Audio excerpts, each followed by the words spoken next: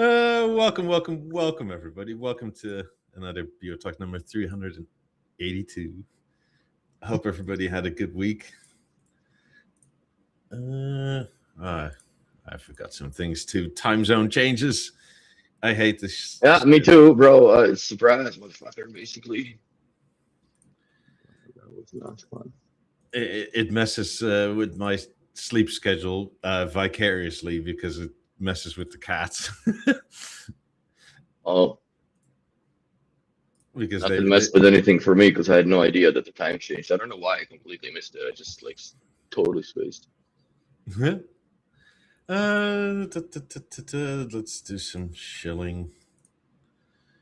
Where do we do this again? Let's go to Skinny Play. Buy your covers. Use the promo code for 10% off.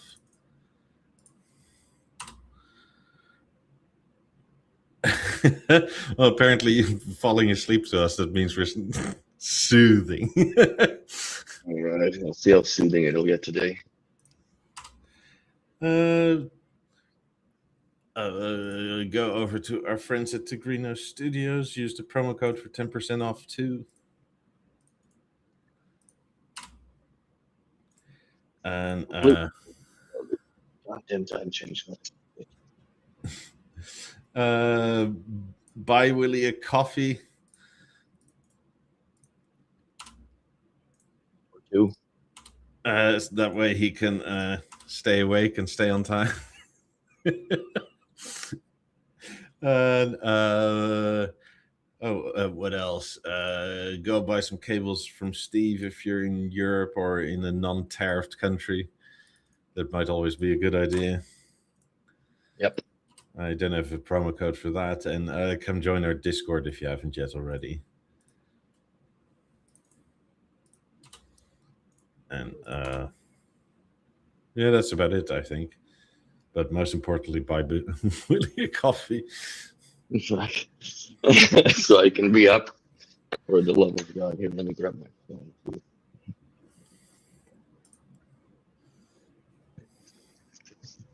How's your week been? Pretty busy, but that big apartment thing in downtown. It was, my Friday, I got home at 8 o'clock at night, or 8:30ish. Because I've insisted, but it was a good idea. I insisted a walkthrough with the client. So when she came in and her husband came in a little bit later, we had time to go through at least like the crumbs and basics, right? Because I'm not going to dump like, oh yeah, this is how you switch the rooms and this and that, right? And then it's just a goulash of no knowledge. Yeah. So you start with very simple, and then you watch them interface with it, and then based off of that, I need to push those changes up to the programming guy in Florida. But yeah, I got the graces. So what's the sound quality of the microphone? I guess people that watch the podcast would now know for sure that there's a change in something. The portals sound better to me. Do they? Yeah. But maybe it's the Bluetooth in the thing, but no excuse. I'm wondering because I didn't have it. I spoke with people on the phone and they say it sounds better than the EXs. I wouldn't be surprised, and I think this is probably a limitation of the Bluetooth on your computer. I think so, because they tried to do it with the charging case, but you only get audio output. You don't get the microphone part. Yeah, I mean, there's some clipping and compression going on that you can hear, but I think that's probably there's a Bluetooth antenna in that computer somewhere, right? But it's probably on the back somewhere. But no, Windows is notoriously bad for Bluetooth, especially I know this computer has issues. That's why they got old buddy backup comes out. Yeah. DJ Neo says they sound like Bluetooth earbuds. They sound like they have a ton of compression. Yeah, and I honestly think it's the Bluetooth inside the computer because they don't sound nowhere near like it on. We should have had a phone call before that, so you have a nice bass off of it. But yesterday I spent 2.5 hours on the phone with my buddy Nathan having a cigar and using these. The noise canceling is superb, right? But let me just switch over here to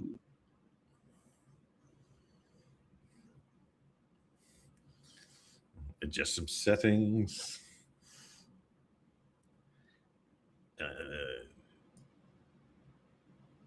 portals for that, and we should be back in line. Yes. So, and these portals are not running through the Bluetooth; they're running through their own USB-C stick that they came with, right? So, yeah, that is, I guess, also the predominant difference. Yeah, I mean, when you were walking around earlier, like you could tell the range was much more limited on Bluetooth than whatever connection this is. The 2.5 Yes. gigahertz or whatever it is. It's something that is definitely a little more solid. So let's get into those, eh? I forgot me the gloves, the Centennial gloves. I wonder if my mitts are gonna be small enough or big enough, because these are extra large. So let's get the Beo gloves ready, and they're actually very nice. It's always nice to have gloves to fondle your B&O. That's right. These are my Grace fondlers. So what I really like about it is the engineering behind the case itself. Like the way how close this aluminum piece comes to touching. It's superb, man. But the case way thinner in appearance than the EX is. It's only 4 millimeters. That's a lot. It's 4 millimeters difference only, but it looks a lot, man. Like it's as far as gripping it and holding it, this feels much better in much better in the hand and also in the pocket, because it's much more sleeker. I think that the corners are not as rounded as, let's say, on the EX case. It's focusing on my face too much, but they definitely, like, it's nice. The button is cool. Let's see if it focuses on it. So when you're pairing it, it's really easy. You open the thing and you press and hold this, and then it starts to pulse.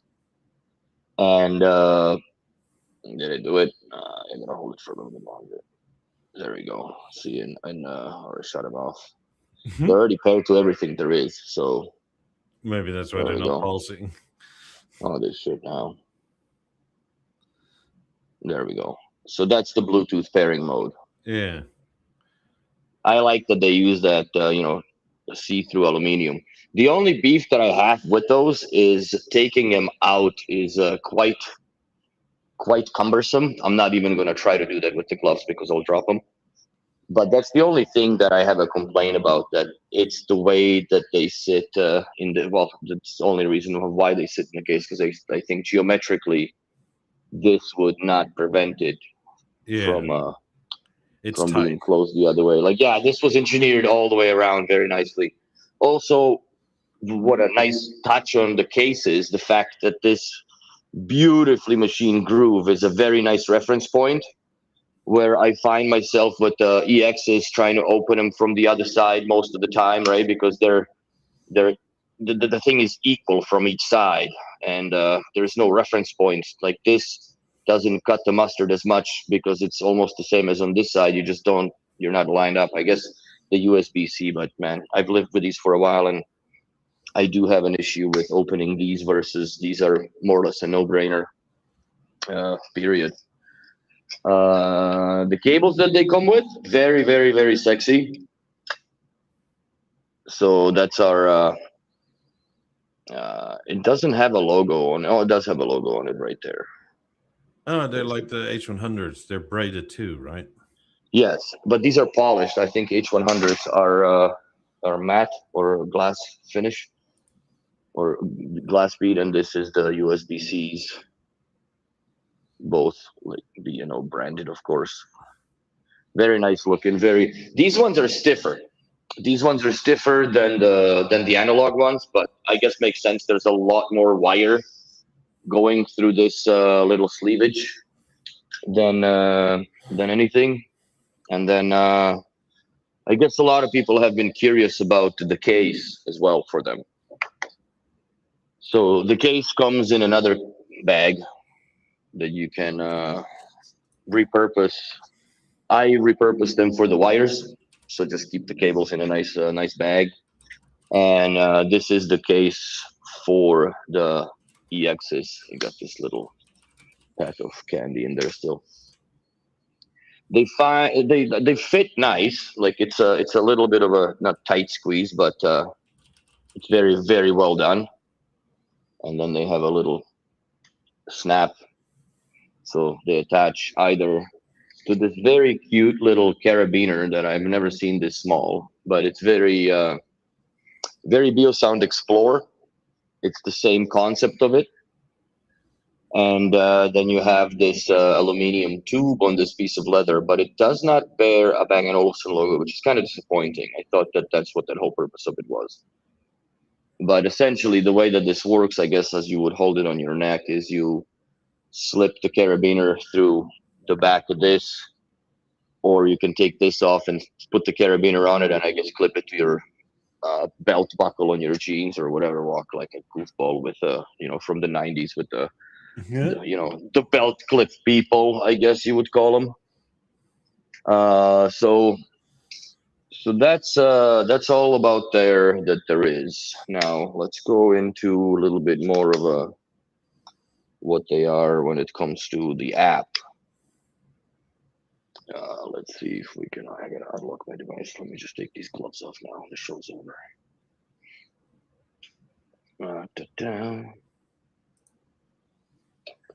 Close. Open.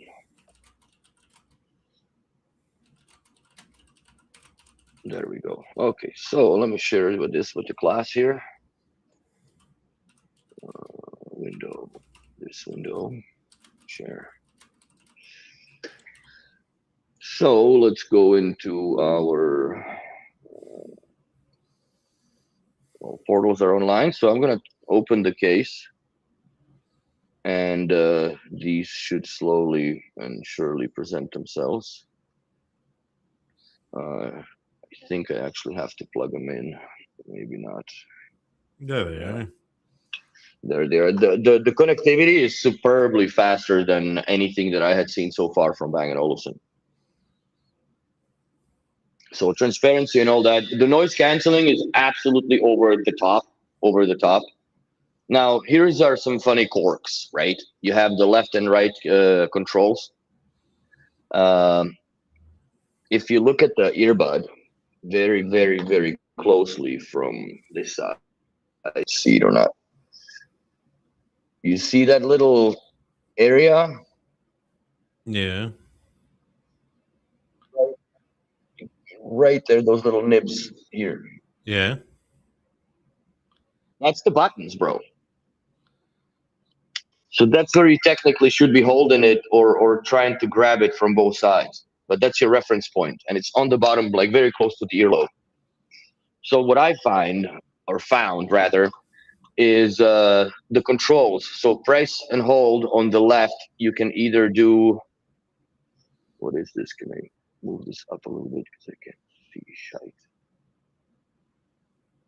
You can do spatial on off for music, and then I wonder if it's because they're not. Oh shit! Stupid! I closed the case. Oops. That's why they're not showing what they're supposed to be showing. So let me just get them reconnect back here. And like I said, they're very quick, much more reliable. So you have spatial on off, ANC transparency, voice assistant, or nothing, right? Now pay close attention to these options because they are different to. Oops. Let's go back. Ah man, I'm clicking all over the place. Let's go back. Sorry, let's slow this down here and go to the right one. You have spatial control instead of virtualize. So the long press in playing music, you can have two different settings on it. The weird thing is that if you put it to spatial on or off, there is a voice that comes on and tells you spatial on or spatial off, but it does not do that on the left one when you go to the now it's a spatial as well. That's so weird because the other one was virtualized. So one does the virtualizing. Yeah, one does the virtualizing. I don't know why it's not showing it now, but there was an option like this was a virtualized option. Now apparently, I don't know if I did do an update because I'm in a beta, so maybe that's what's changed. But now it's I guess it's corrected. But near tap, that also like essentially what it means is to tap your earlobe here. And what I find, it works very well. And the first two taps are blanks as it shows here. And logically, I guess, because sometimes you do have to correct your earbud in your ear and whatever, so you don't want to necessarily start turning up the volume in your head. So that's where that two blank tap is what gives you the control. And the case, there we go. Press and hold for 5 seconds, and you can actually, I think, set different things. But you can't. No, you can't change this. Charging. This goes. This doesn't glow. Actually, that's misinformation. It all is on this button. Yeah, so orange, and then they turn solid green when everything is up and is full. Exactly. Now there are sound modes I made my own just to play with it a little bit, and optimal sounds great. The spatial audio and Dolby stuff that it has in it, I've never really tried because I don't have Tidal and I haven't really migrated over there. And I tried to get the USB-C listening done, but I don't know what I did with my drive or hard drive that has all that like 196 kilobyte 24-bit music on. I have no idea. I accidentally must have packed it back into the goddamn storage locker, so I will need to go and deal with that. Oops. Oopsie. Software update, not much to it, obviously. They do update, I guess, nicer than the first time that the H100 had to, right? Because you had to wear them on your head for 45 minutes or whatever. At least we did in our... yeah, that was nerve-wracking because if that went wrong, you bricked them. So, yeah, that is kind of done now. I don't know what the world volume is, and the answer is would change to this setting. Oh, so you custom for calls, you can actually set it to if you want to be. I usually just put it to transparency. And let's put that. So the nice thing that I like about the spatial audio when you do listen to it the earbuds sound like the 90s in the wide mode in my old apartment when I listen to them in the spatial audio. Okay. With the virtualizer, whatever it is. They sound really good. As far as the sound quality, I am on par. I've spent a lot of time with your H100s. They're definitely much more fuller, and I think that the perception of the fuller sound also comes with the fact that you can feel your cartilage being moved with the sound of the drivers, right? With the push of the drivers, versus these don't do that. I'm deathly scared to replace these ear tips. I try to do it. It's fucking. You gotta pull. I don't know how hard. I almost think that I'm gonna separate the rubber. But I think I need to get smaller ones because when I talk, I'll shut this off. Because when I talk, I inadvertently they start to like ooze out of your head, right, or ears. Yeah, because your jaw moves inside. Yeah. You somewhat massage them out of your ears, so to speak. But overall, that the near tap works fantastic. I have to say, like Karim still says he has problems with it, but I think that he didn't really understand how it's supposed to be done.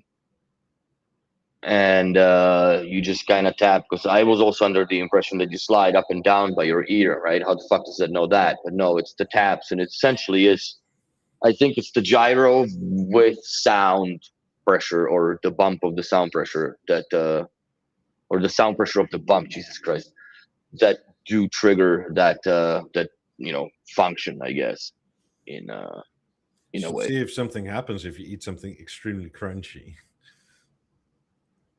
I did. I ate a bag of chips, actually, not whole, but I've eaten, like I've tried to see, I've shaved with them on to see how much they cancel the zzz, right, of the Braun. Way more than the EXs.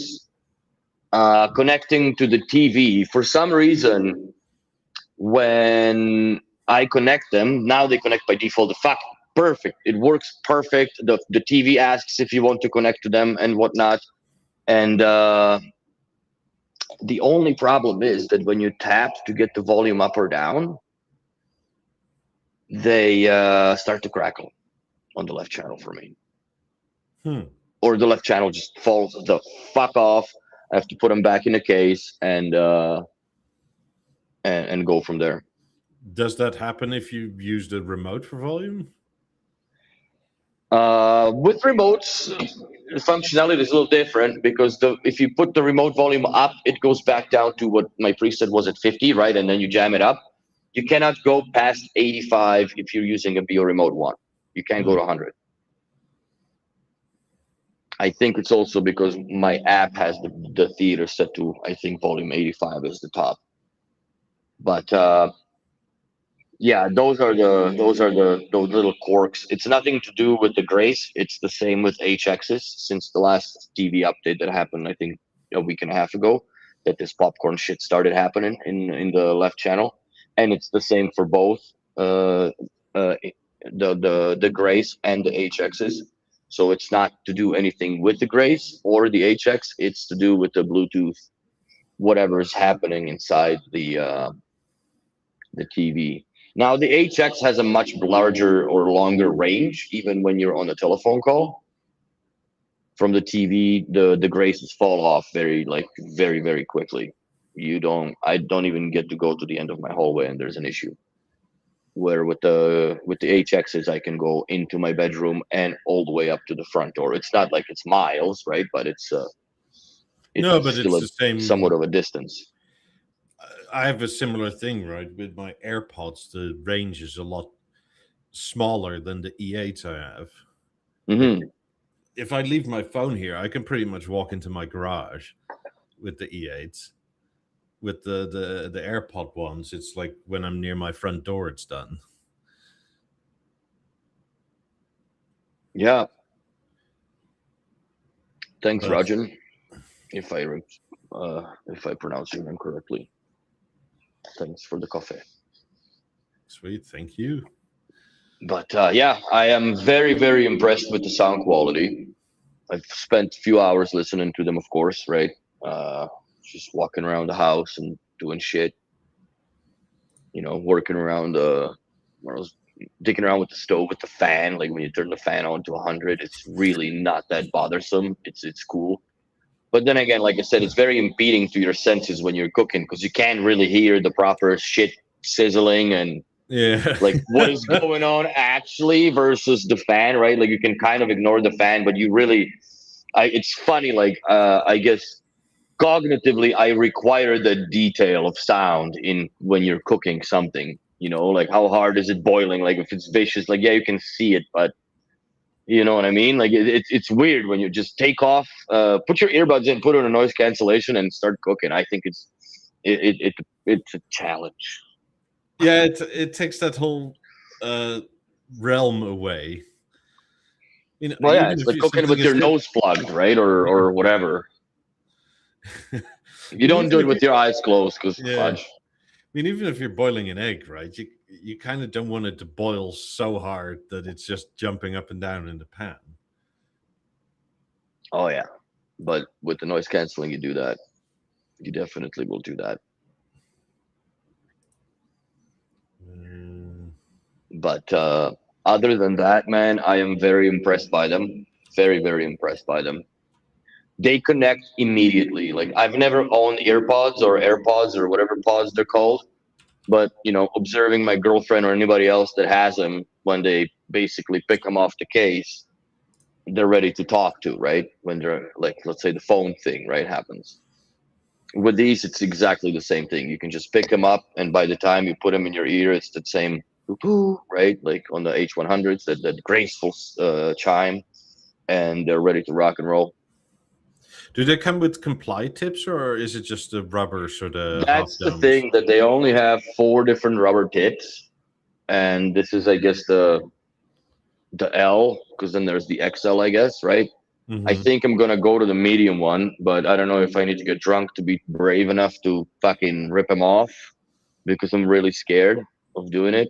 Maybe you need to pinch them. Like that's kind of what you need to do on AirPods. You need to pinch them a certain way because there's like sort of I've hooks. tried, man. I remember we were able to get them off in the store, but I just don't know. I don't remember. I'm looking at them like, fuck.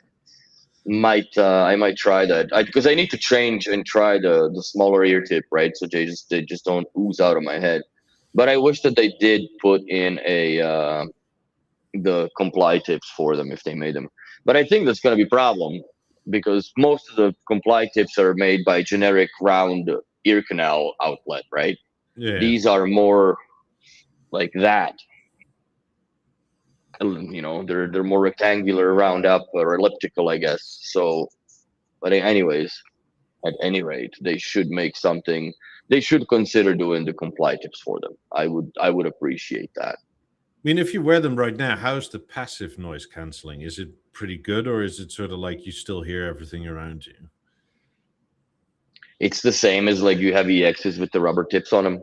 It's the same one. There's not much to it, right? Like if you run them in a Yeah. neutral, I guess. But if you put them to transparent, yeah, you can hear quite well. Also, what I find that the echolocation, it has improved, I guess, in a way that you can tell where the sound is coming from, if it's behind you or in front of you or lower or higher. So I guess that huge globe with whatever how many speakers they have in there to test and tune it with works very well, because it does work very well in real life scenario. And I don't know, I really like them. They're worth every fucking penny. Yes, they are expensive, but to me, they're more or less the same money that the H100s in cost of spending. But I enjoy these more than the H100s because of the compatibility, or compactivity of them, right? Or Yeah. compactness, whatever you want to call it. I mean, from memory, the H95s fold up, right, and these don't. Hmm. Uh, that is sort of where, like, if I'm were to, I don't know, if I were to go to your place by airplane, like that is much more a commitment to take it This with. is way easier to travel Yeah. with by a long Like I shot. would probably do it, but it's sort of like, Hmm. Yeah, but then you gotta worry where you put them so they don't get bent or fucked up in the bag, right? Because it's only yeah, leather bag, and yeah, it's a hassle. yeah. To be honest, I would probably take my AirPods with, just because, like, if they get lost, stolen, whatever, I don't care. Hmm. Yeah, these definitely are. Like, I don't know. I definitely wouldn't wear them like bicycling or whatever, because if something happens, especially not in Montreal with all these potholes and shit, man, I'd be losing them after a third fucking block. They just rattle off my head. But for just regular, like for me in the house, or like gonna be going to Bahamas soon, so sitting in the plane and even there, just gonna be chilling. So it's gonna be easier to live a life with a nice sound. But they do sound fantastic, man. I've spent fucking 5 hours the first night I got them. I almost killed the battery. uh, Bill has been on my ass for a few weeks now to share these, because somehow we mustn't ignore them or something. But whatever. What The, is this? these are the Odict ones from 2021. Odict They is look a very different. similar. Yeah. Hmm. I personally think they look different enough, right? Like at the end of the day, there's only so much you can do with the earphones. That's right. I mean, also, I think if anything, they kind of rip B&O off. Comparing them. The shape is different. Like, yeah, the tube is there. Also, it's crazy that the charging ports are on the bottom Yeah. of it. Very cool. I mean, these apparently were cheap, as in like $100 cheap or something like that. Just which is sort of like, okay. Yeah, but what's inside them tech-wise, though? Yeah, that's my thing, right? Like, I don't know. The shape of the earphone or earbud doesn't really make the sound of an earbud, technically. Let's say or like that practically. company, Sangyong or something like that, wants to make Beolab 90s, and they make them look exactly the same, right? They're not going to be the same. No, there's no way. I don't believe it. I mean, if you go by that, right? Like even the E8s look like other ones because like it's just the bud in ear concept, right? And so many people have done that. Mm-hmm. Like, okay, yeah, the shape may be for other people a little less round or a little out of round or a little smaller round. It's like, I don't think we've really had much design for the last 10 years or so, especially in this sort of realm, especially in the realm of small electronics. Mm-hmm. Because, I mean, there's nowhere to go. Like, most of the shapes have been done before. Like, and it's, I mean, look at Apple, right? Or Samsung for that matter. Their phones look almost entirely different. The only way you can distinguish them is if you look at the camera placements. Pretty much, and how thick they are and whatever else have you, but that's about it. Yeah, but like, I don't know, 3 foot away, you can't tell if they're off. No, you can just tell by the beveled corners that it's an iPhone versus Samsungs, which are usually hard shaped. Yeah. But, I mean, but I wouldn't even necessarily know that. I like, because these are just appliances to me, right? Mm-hmm.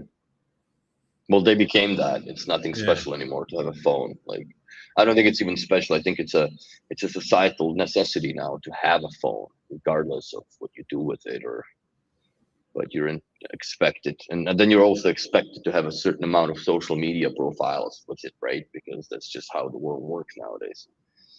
I still live in a world of black and white TVs, I guess. So I have an Instagram and a book face. I don't check the book face no more. I mean, I do see similarities. Don't get me wrong, but there's also, I think they look quite different from how they look to me. The B&O ones, at least in this lady, look to have a shallower angle, whereas these are more like pointed towards the chin. They're longer tubes, though, on the other ones. Yeah, I find. and they also go further beyond the earbud by the look of things. Mm-hmm. Maybe she just has like little mouse ears, so they fucking did it, you know. Yeah, who On knows? purpose. But at any rate, you know, it is what it is. It's what's under the hood really also what counts, and I can't believe the amount of electronics that they were able to stuff into this little tube and the earbud itself, and the amount of software that's in it. Yeah, those contact patches for charging underneath is like, holy hell, how do you get that in there? That's a great idea, though, because where else do you do it, right? Yeah. And I think that also comes with over time, like no matter how clean your ears are, like there is grease and whatever that gets from the back of your ear onto these charging contacts, and then you put them in the case and they don't charge one earbud. That happened to me a few times when you have to clean the contacts, those focal connectors, where it doesn't seem to be so far. Obviously, it's only been 5 days, an issue with the Beo Grace. I must say, I do have that on occasion with my AirPods because it charges with 2 pins, like one is positive, one negative, right? Mm-hmm. And I do have, when gunk gets in there, like it doesn't like to charge either. But Yes. what I prefer about the 2 contact pins on like E8s or EXs is that it's much easier to get to clean. Mm-hmm. What I ended up doing with my AirPods is just I have like, what is it, 99.7% rubbing Yeah, rubbing alcohol. Yeah. Just put them in, get a Q-tip, clean them up, and that's it. And then do that, right? Whereas with the contact points, it's literally wipe. Like the sort of flatter ones where it's on the round of the outer ear bit. But not much complaining. that I have to, you know, obviously they are what they are as far as the price is concerned, but to me they're worth the cash, man. Like I was oodling and noodling for a while, right? And I guess I'm like typical B&O customer that, you know, you don't jump on it right away. You fucking lay it out in your head. Is it really, you know, what I want? Is it? Yes, it's definitely what I want.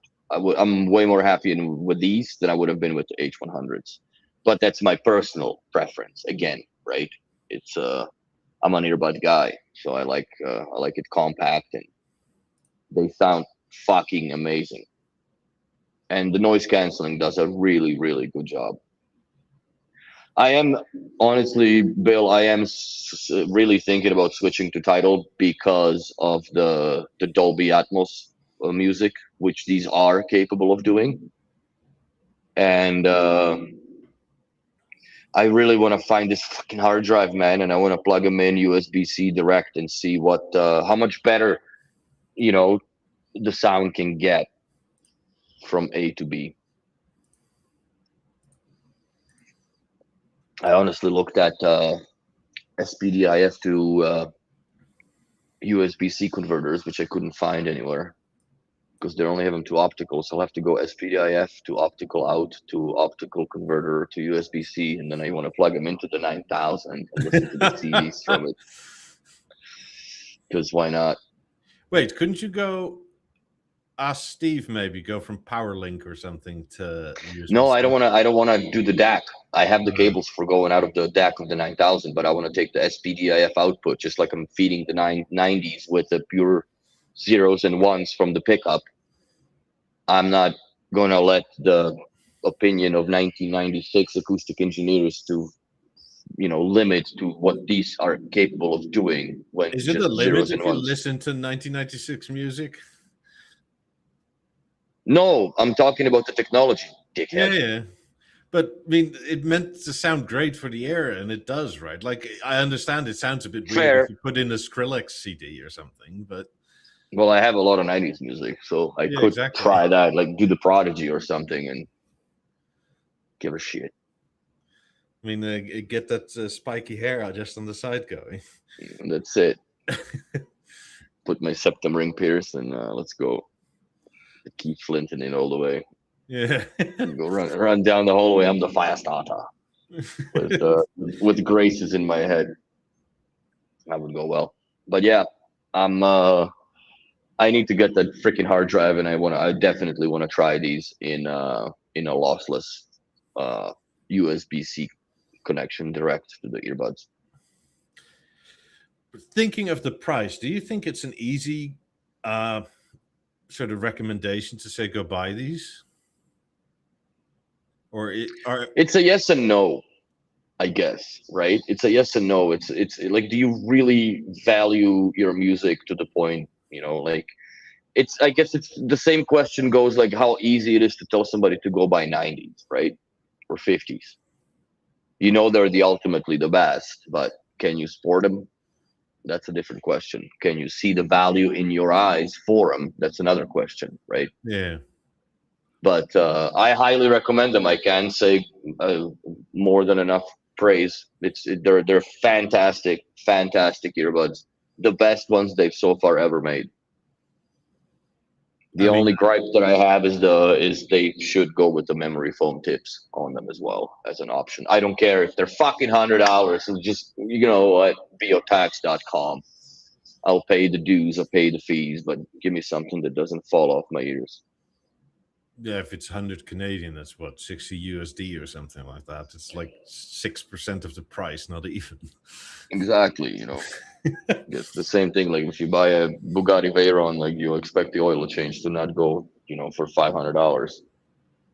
So, but I guess the only worry with these is that, you know, H100s, they have a much easier, that's what the quote unquote, easier access to replace the battery, right? Yeah. So the serviceability aspect of those has much more potential than the little Beo Graces, because I don't see how you would take this apart without any fucking damage on it. There's not a screw, not a seam, not a click. Like it just all is, I think, either ultrasonically welded together, most likely, and most definitely the battery and all the software stuff is inside the little ball of it, right? Yeah. Because where else? What else is in the tube? But they definitely, that's the only thing that I would worry about. Also, if Is the we look at the warranty instruction 3 manual, years or 5? I think it's 3 years. It didn't ask me to like extend my warranty by registering. Oh yeah, so it's 3 years, but it's 5 for the H100s. Mm-hmm. So that's the thing. What was I gonna say? The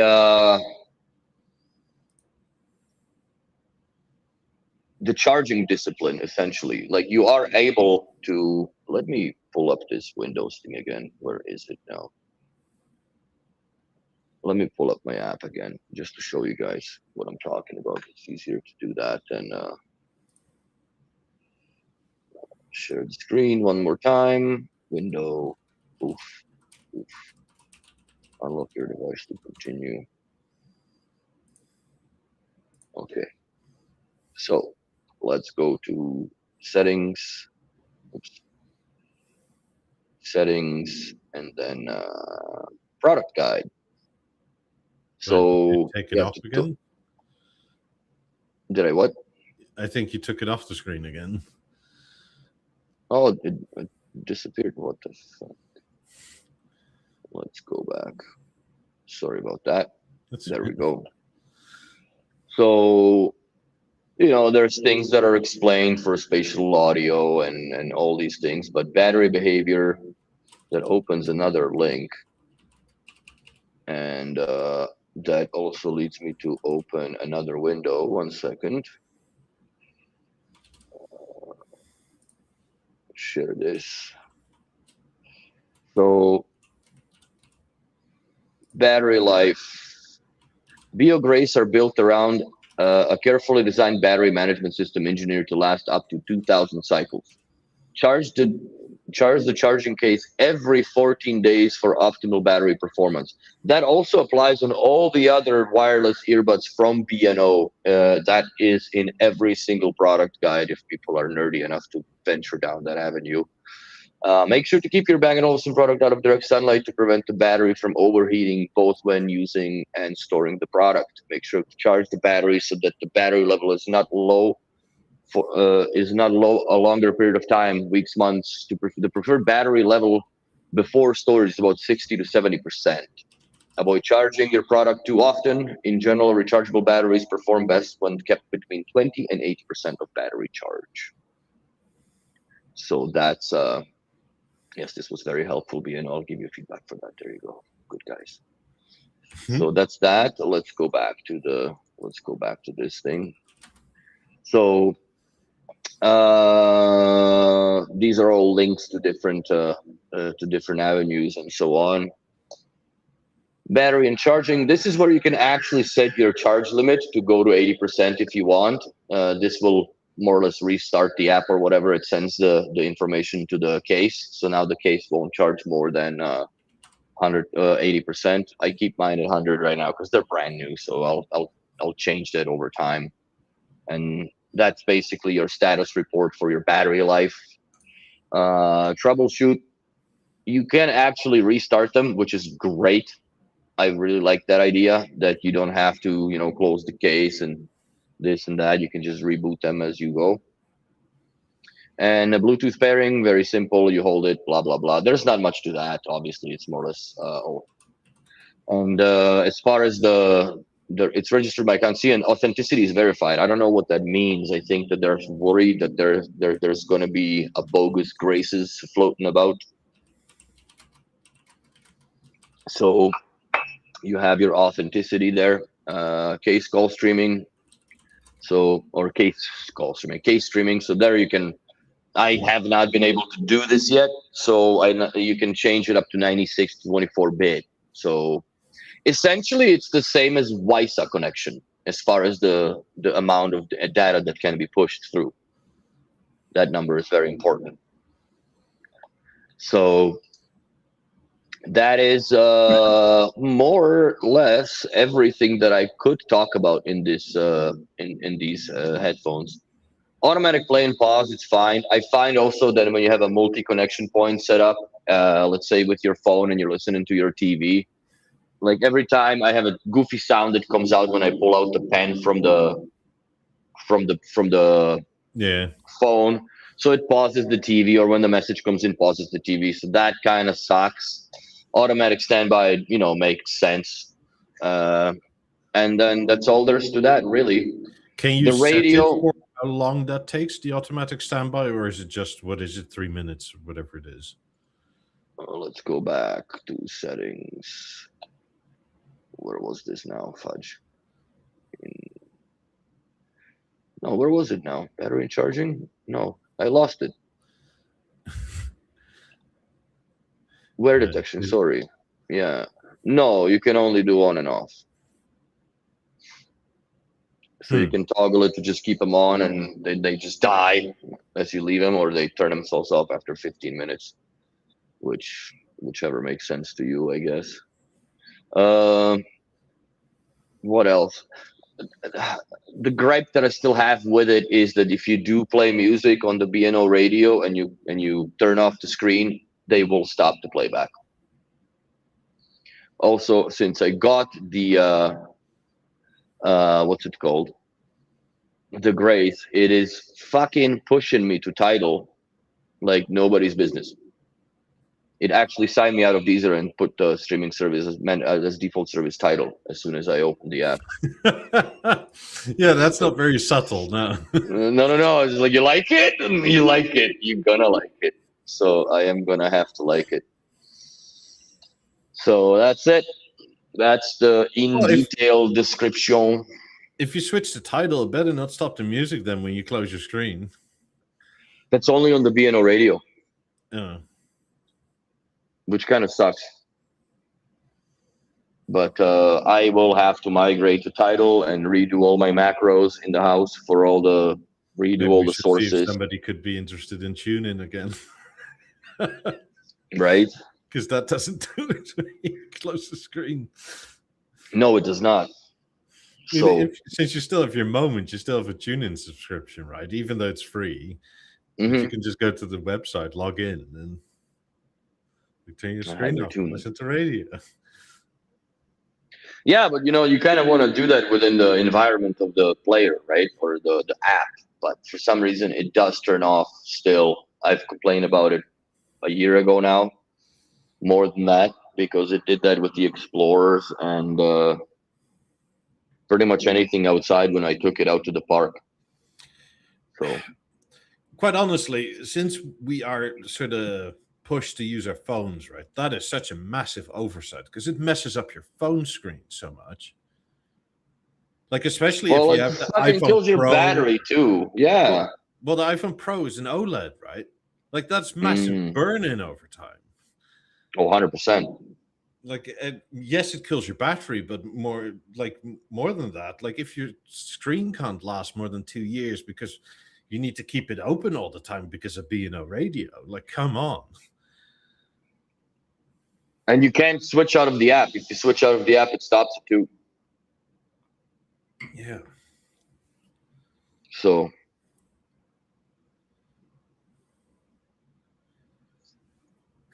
But yeah, I agree with you into Preppy. They do need to come up with the foam tips for these earbuds. I think that should definitely be something that as an accessory should be available sooner than later. But I know how stubborn B&O is in their ways, so it's just what it is. They may not do it under design preferences, right? Just because they think it looks ugly or something like that. Yeah, but that's the part nobody sees in your fucking earbud because it's in your ear. Yeah, well. Like, it's in your ear, dude. It makes no difference to... It's just... but you They're open the case way and you more look at comfortable. it. It's like, Ew, yeah. Oh Christ on a cross. So how many people open your headphones cases? Really, like it's that it's a. I think earbuds are a very personal item. Less personal or more personal than headphones over the head. I mean, in terms of like buds, right? How they sort of come out at you with the branding. I think the E8s are still like one of the best because it sort of says B&O right there. Yes. Like you open it to the logo.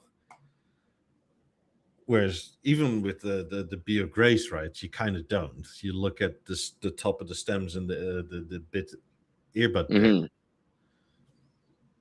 Yeah, in the Grace, there's only the logo on the front of the case till you pull one out, which is also like, I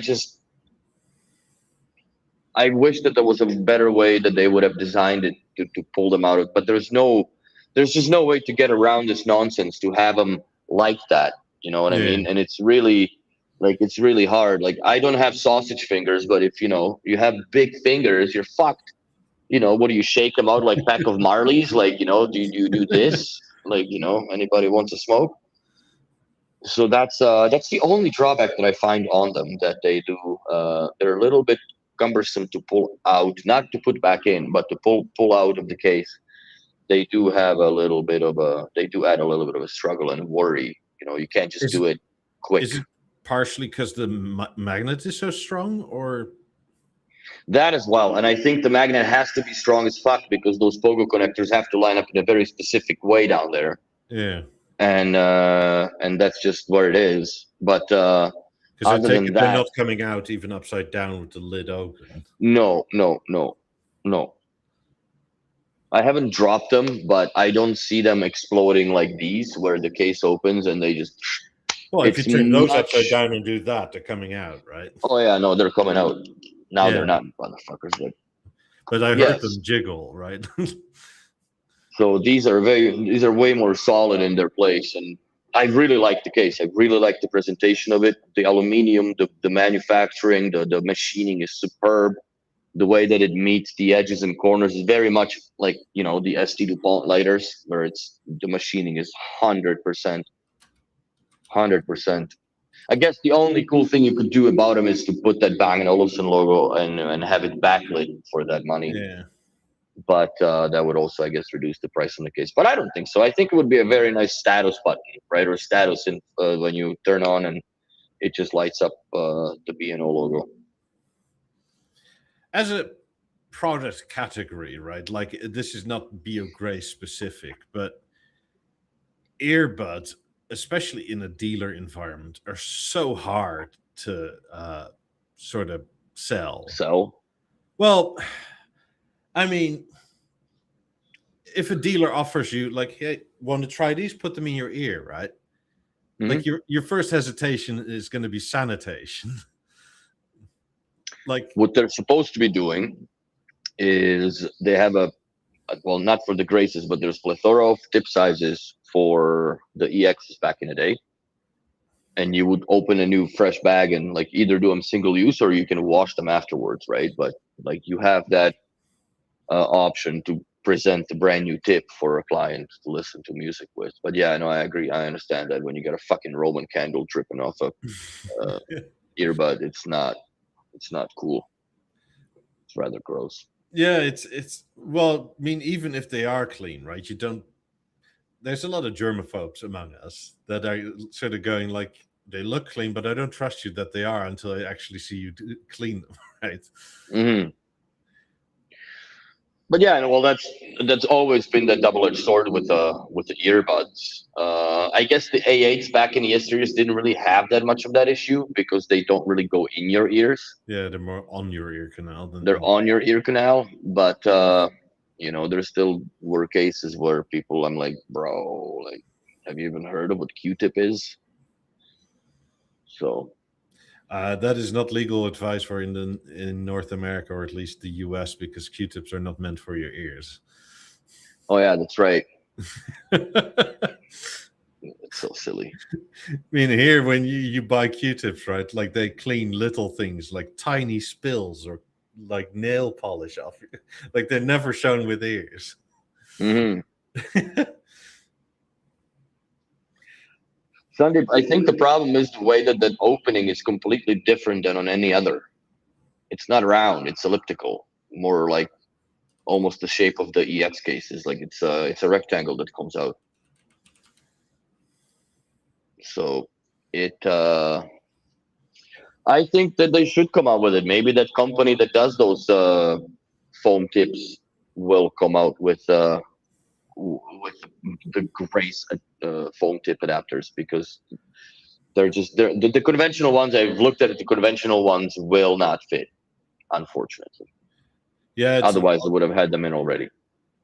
unless a third party makes a sort of Hmm. sleeve where it's over the whole thing, right? And that's how it gets held on. It's an odd sort of a contraption where how that round bit stays attached. It clicks in like that, like on a little Yeah. hub, and but it's very small, and it fucking holds, man. It holds scary good, like scary enough that I decided not to. Like, I'm gonna have to deal with it at some point, figure it out. But they're even tough to pull out from the little retainer clasp that they have them lined up in the case, in the box. So yeah, I'll have to play with that. But other than that, I have no complaints about them at all, at all. They're kind of iffy on the BNO's charging pad, I find, at least on one of them that I have issues with the white one for some reason. But then I decided that I'm gonna swap the black one for the white one in the where the Halo is charging, and I took the other one in the bedroom and put them in there. They charge, but the best way to charge them is through USB-C. Directly pop them into a BNO charger or whatever we have, and they take a little bit of time to go from zero to hero. I tell you that. It's about 2.5 hours, I think, to charge case and headphones from more or less complete dead. Yeah, that's quite good. It's not bad, I mean, the but case I think takes about 30 minutes, right? But since you're doing one through the other, it kind of makes sense. it Oh, sorry, stretches the it. case Yeah, takes 2 hours and the headphones take 30 minutes from complete dead. yeah. Because the hardest parts of charging are the first 15% or so and the last 10%. Hmm. Like anything between 20 and 80% is easy and really fast. Like on anything, right? Like the bigger it is, the harder it is. Like, but Yeah. No, I can attest to that, because every now and then when I plug in my Milwaukee M12, those little flat pack batteries for the jacket or the hoodie, and you just watch it in the app sometimes when it's like at 20 or yeah, it's about 20% when they start just all the way to 80, and then they really slow down back to second gear all the way to 90, 90, 91, 100%. Yeah, it just takes the top up takes the longest. But so far, I don't know. I'm just more or less curious about the battery life over time. But I'm not. I say I'm not using them every day, but I do use them every day. I find them that they're better performing just in the regular day tasks in just listening to TV as well, over the hood fan and whatnot. But the EXs have one up on them, and it's the only one up that those foam ear tips are available for them. That's the only thing that the EX has. The noise canceling, comparatively, I would say it's about damn near 40% better. It's not completely quiet. Like when you have the fan running on fucking full tilt, number 4 preset, whatever you have. Like, well, you get you some know, leakage through here, right, where it's not even in your ear canal, and it just so that's, but other than that, man, they sound, the sound quality is something else. It's something else. The detail, like I've listened to a lot of stuff, a lot of old stuff, a lot of new stuff, the reference tracks, right? You go through the whole, your hours of music paces, and I didn't find anything that sounds bad. The head tracking is kind of goofy. I guess it works for, like, I try to do it with watching TV and have a head tracking, but then you turn around and it's only like one channel plays, right? Because it kind of, so I find it's more of a gimmick than anything that has a relativity of use. Wait, I'm looking. You went roboty all of a sudden, and I'm not sure if it's me or you. I don't know. Oh, you're back. So must have been me then, I guess. Yeah. But at any rate, I think that's all about it for the Graces. They're fantastic. I just don't know. Like I said, the battery life is the only concern. But given how I use them, I don't think I'm gonna have an issue with the next 5 years. Yeah, and if I keep them charged and whatever, there's no storage mode, which I wish there was something that you could just like on the Halo, it was introduced to battery storage, right? Which essentially is a power off button that you can reboot your Halo with. By the way, speaking of Halo and kind of diverting from this Beo Grace, everything about, I still have issue. I do that reassign thing, whatever. That I forget the name of the person that suggested this in the chat, and I still can't get those the pages to display properly based on the sensing. What you scrolling for? What you scrolling through? Let's see. They're 1,500 USD. Let's see what they are in Canada. 1,800.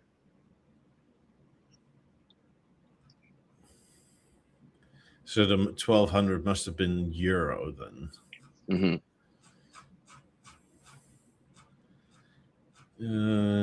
Let's see here.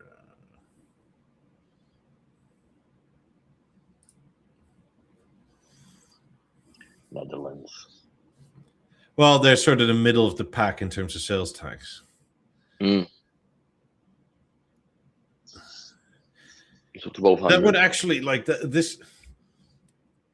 They are quite a bit cheaper in Europe than they are here. I would have an easier time saying like buy these if you're in Europe than if you're here in the US or North America. So actually, they're more expensive. Sure, but this is including 21% sales tax. Oh, so then they're basically like 950 euros. Yeah. Around there. Yeah, so then they're significantly cheaper. Yeah. So that's I don't know. If you're a B&O fan, I think it's like I understand helping dealers, but B&O needs to get their head out of their ass when it comes to North America. A little bit, yeah. Yeah, we're suffering here a little bit. Because I mean, if it was truly fair, right? Because like you would give the price including sales tax here, but it's X sales tax, and there you have it including sales tax, and the sales tax is way higher. Like,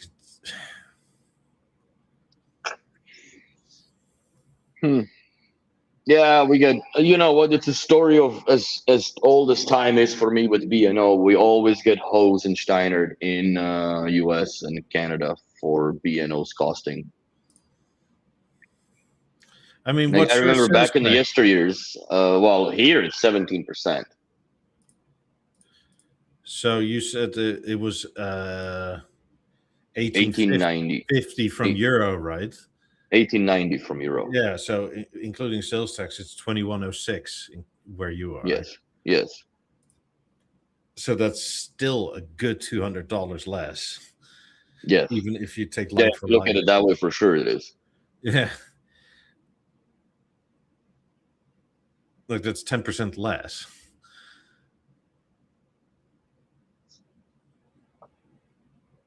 Yeah, we get hosed here, man. Always have been the case. I've known clients that was cheaper for them to bring their B&O back in a day from UK back to home to Calgary and change power supplies and shit. Still is. Like that, and the thing is, nowadays you don't even have to do that because like everything is universal power supply. Yeah, but I'm talking this is 15 to 18 years ago. But like 50s, 90s, you name it, it's all cheaper in Europe, Hmm. even adjusted for conversion and or import tax. Yeah. It's this is what makes Welcome no to North sense, right? America, Like, bro. well, welcome to B&O, right? Because B&O essentially says, yeah, you can't do that as a European dealership. Why? Because you'll take bread off the plank for US dealers, right? It's like, okay, but where are they? And There's not then many. you and I go talk to a few of them, and all they complain about is like that B&O says in Europe one thing for margin, and in the US they say actually it has to be less. Yeah. It's like, what? So the price is higher and less margin. Like, what the hell? But yet you still somehow have to keep it up, maintained, and every time they come up with a new store design standard, right, which is at least 30, 40,000 euros in furniture and nonsense. Yeah. Like that atelier table that we've gotten at Quebecson was, I think, 10,000 euros or 8,000 euros for a fucking thing that, it's nicely made. It's heavier than one set of 90s, by the way. Or not one set, one speaker. It's heavier than that. Yeah. And I guess yes, it works, and cool, the atelier stuff, but it's a lot to keep up as far as what they've demanding, and I think also the disconnect is that they think that they have dealers have like the Apple's money, right? That you can just infinitely upgrade stuff, and it doesn't come with any really, not cost but repercussion of that cost. Like that's a lot of money you have to make up in margins which are low Yes. just to make your store look a little bit nicer. Yeah, I mean, to put it this way, right? Like Home Depot has more margin on Milwaukee tool stuff than B&O do here on B&O, Mm-hmm. which is nuts. Yeah, but that's a different market too, right? Like, when Home Depot has sales, like they drop shit down, like sometimes around the ankles as far as the pricing goes for certain things. People go kill themselves for it. But B&O can't do that. First of all, they don't even have production to cope with, let's just talk about Premiere for a second. Like, when is the black anthracite or the gold tone coming out? You introduce it, but okay, this is what's coming, but it's going to be, June of next year. In terms of the margin, it really isn't that. It's just they decided actually you cannot collectivize against us, or at least that's what it seems like, right? Mm. Like we are the mothership. We kind of the way it's set up here, we're so removed from you. Like, yes, you're exclusive to us, but we're not exclusive to you, which gets a really weird sort of dynamic. Yeah, because like the mothership is in it for them, right? Not for the dealer. Like we're not symbiotic in this, Mm-hmm. and this seems to be the only country where it is like that, or like North America in general. Like I don't know how Quebecson was, but like I doubt it's very like, oh, how are you? How can we help? It's more like, no, what are the numbers? It's all they care. To give us money. It's all they care, and then they it's funny because sometimes like the worst timing that happens, right? Let's say Julien did the demos and he has the habit of like whatever TV he uses and he shuts it off, moves on to another one, but he doesn't turn off the one before because he's busy with the client, you're paying the attention, right? And in that moment, the fucking secret shopper walks in and now they get docked on margin because some of their televisions weren't functioning. Oh, God. That kind of nonsense that comes on, right? Like, what the fuck? Like, yeah, it's if there's stuff is off, it's for a purpose, right? For a reason. Like, and I agree with it because you want the attention to be controlled where it is diverted from your customer, right? So you don't want to have explaining, let's say, the 55 or 65-inch theater and the 55 or whatever contour is now making the noise or whatnot, and it just starts looking at that train of thoughts diverted. So, but yeah, that's another thing. The secret shoppers, bullying, and the never-ending nonsense of I have the window displays. I have an idea. Hmm. Any dealers here, you should collectivize and get a secret customer that wants tech support. Yeah. And then dock your margin back if they can't help them within a proper time frame. Oh, for the love of God, man. Like, this can work both ways, right? Like, Hmm. don't make it seem like you're pissing excellence, because you're not. And especially with service, I think service is the crutch that they just cannot get upright and go on with. Get your secret customer, right, that wants some service, to send an email and see if they actually respond. Like, oh, thank you for your thing. We'll respond to you within 3 days. And then you're probably going to get a response, right? But it's just a question to send all your shit again, which is totally nonsensical. Like, this is not how this is supposed to go. No, I don't use B&O support, even if it's the absolute last resort, because I'm the last resort with answers. I don't see any time that they would ever provide constructive answer. Most of those answers you can dig up on ROS, which I don't have access to anymore at this point. But even there's some things that just happen that you can't explain, and it's not logged in, and so you got to create a ticket, and then it takes a while for them to research it or whatever in order to get you an answer of some sorts.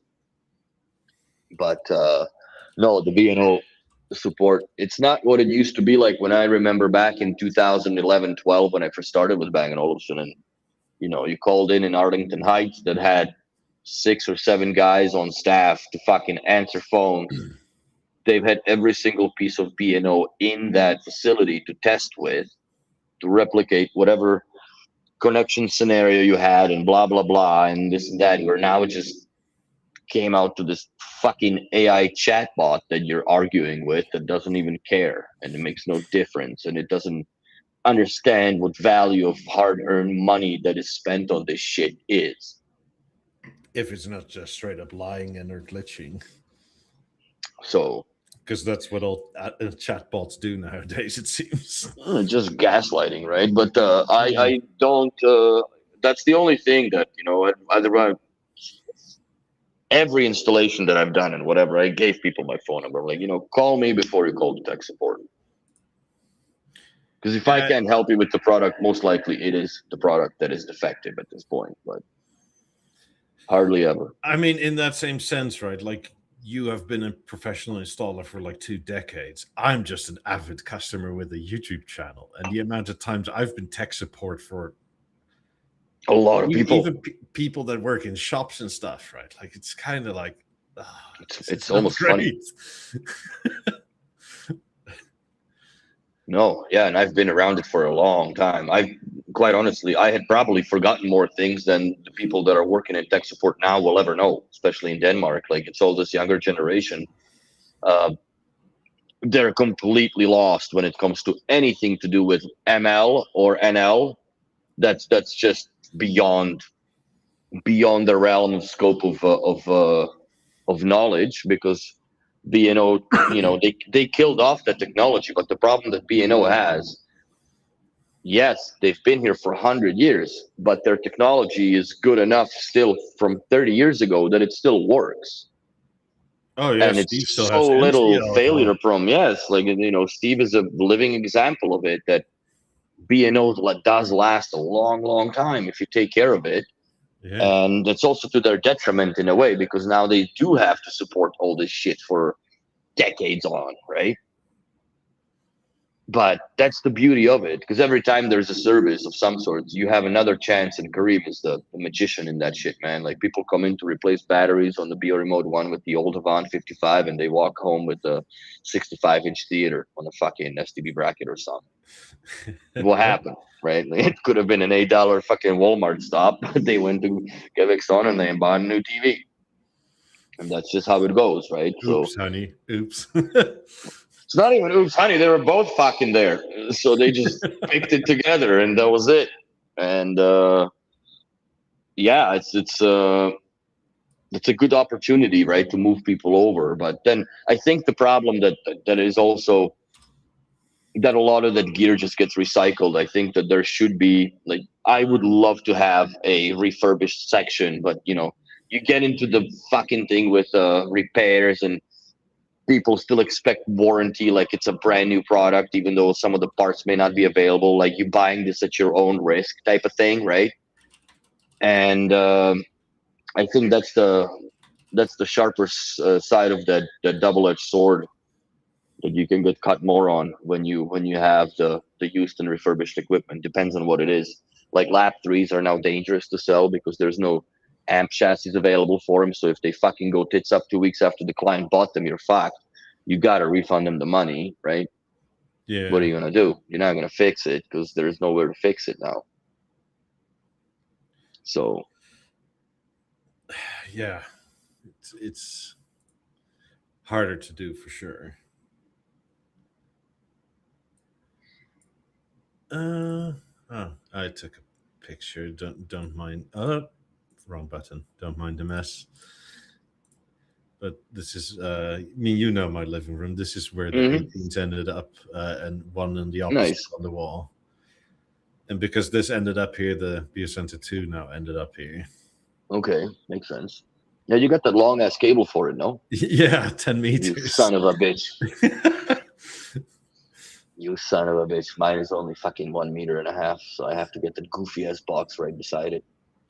Yeah, like that goofy box is underneath this cabinet here. I know.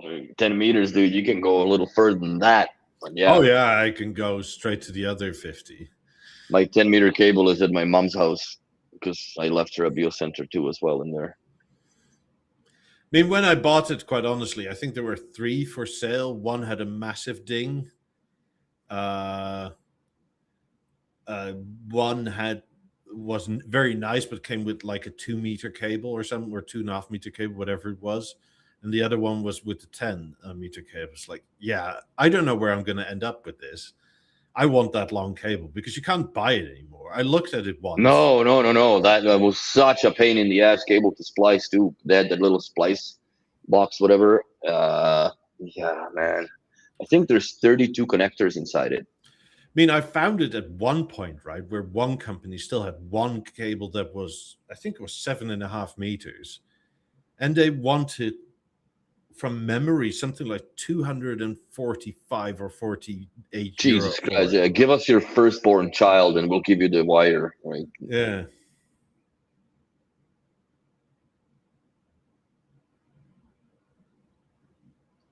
But yeah, it's I still like the BeoCenter too.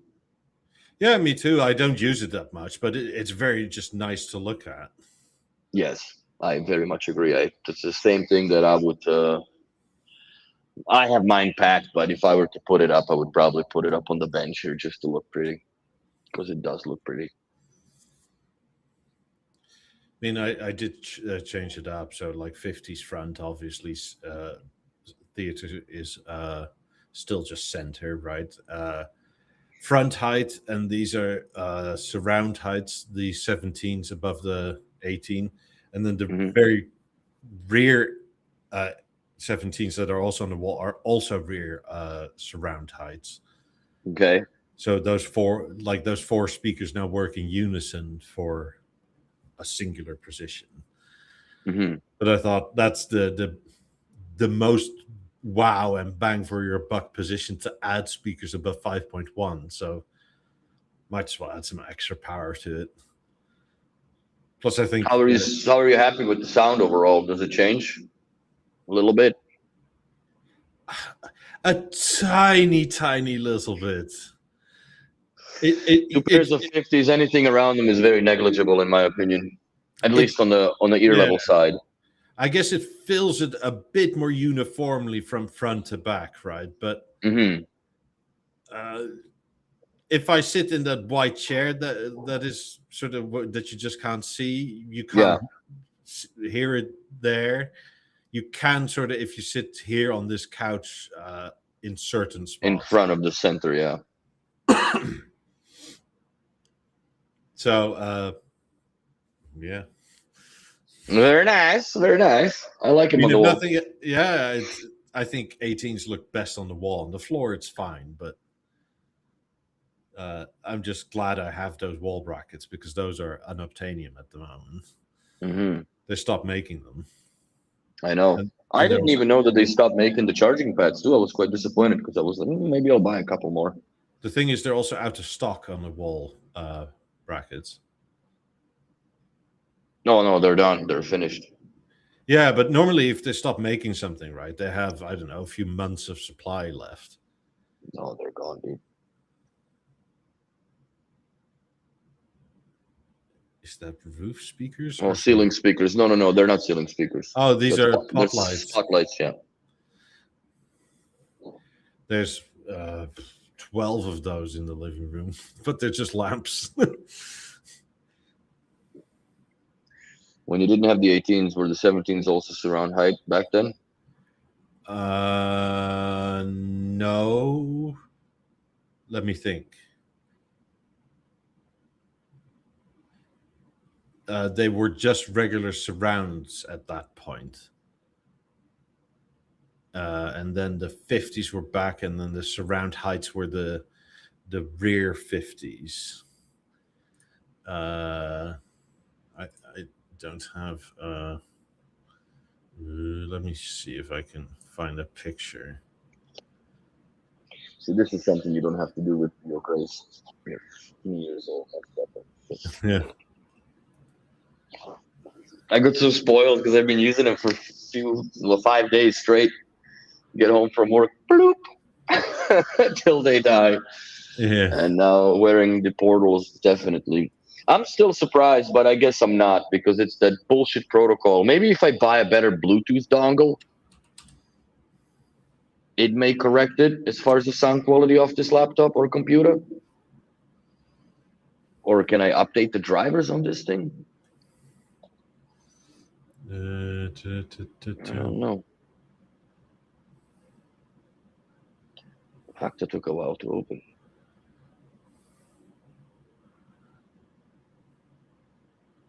Wait, what? What? I had a better picture at somewhere, but I can't fucking find it. Picture of what? My living room. Oh, I yeah, guess that's always my problem too. When I try to show somebody some picture, it's just it never works.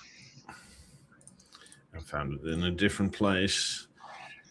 Put these around my neck, bro. So this is how it used to be, right? Like, and just imagine that the 18 is now here, Mm-hmm. and the other 18 is on this wall here. And it works perfectly on this narrow wall. I know, man. So the 18's here. There's another 17 around just on the backside of this wall that you just can't see. I haven't watched the F1 movie yet. I haven't had time really for it. I'm currently ripping out my bathroom. Oh, you did start it, hey? Yeah. Fun times, bro. Do I find the 18s better than 17s for surround? It depends a bit with what. Like what is in front. With 50s, it kind of is more or less the same, and it comes down to placement, right? Like if you have something really powerful or like two sets of 19s, it kind of doesn't matter whatever you do. But if you have, I don't know, 50s up front or 28s up front and you have 18s rear, it's kind of the same compared to 17s. The 17s have a bit more bass power, but sound a bit more muted, not as airy.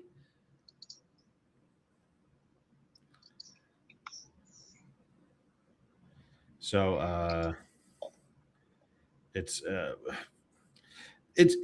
I don't think you can really say that 18s are better than 17s or vice versa. It's more like a trade-off in what you want. Mm-hmm. I mean, Mikey just wants the looks because you're fucking loaded with speakers, bro. Like, I mean, in terms of looks, right? It's to me, it's easy. If you want it on the floor or anywhere sensible, 18s are way prettier. yeah, 17s were never, 17s. It's just like the 4000s. Those were not good floor stand looking speakers, in my opinion. Yeah.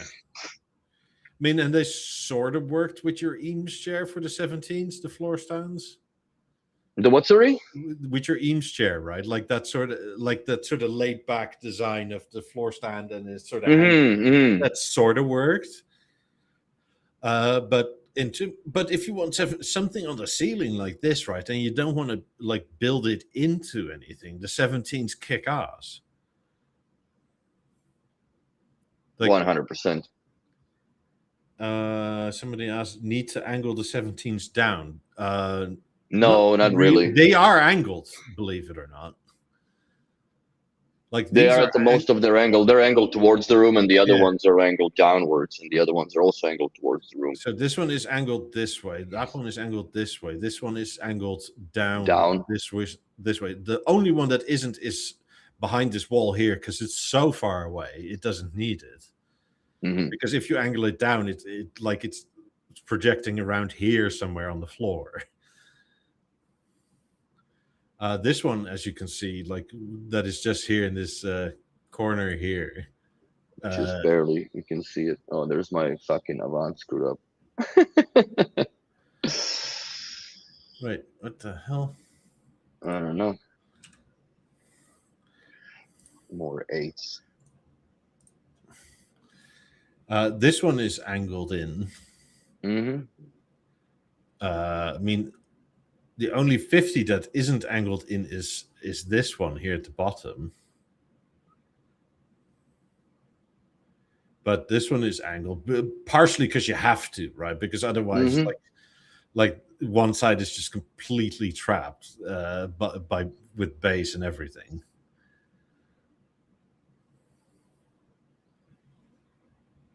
I mean, also, the 50s are so far apart up front that you kind of have to angle them in. I'm not entirely sure, like, 8s would do make any difference. Well, they would maybe make a difference, but I don't think they would look any better this high up on the ceiling. If anything, they might. I like the 17s the way they are. Yeah. Also, the way that they blend in with the grills, the blue grills, more or less the same as the color of the wall. Yes. I think that they work much better than they would ever work as a.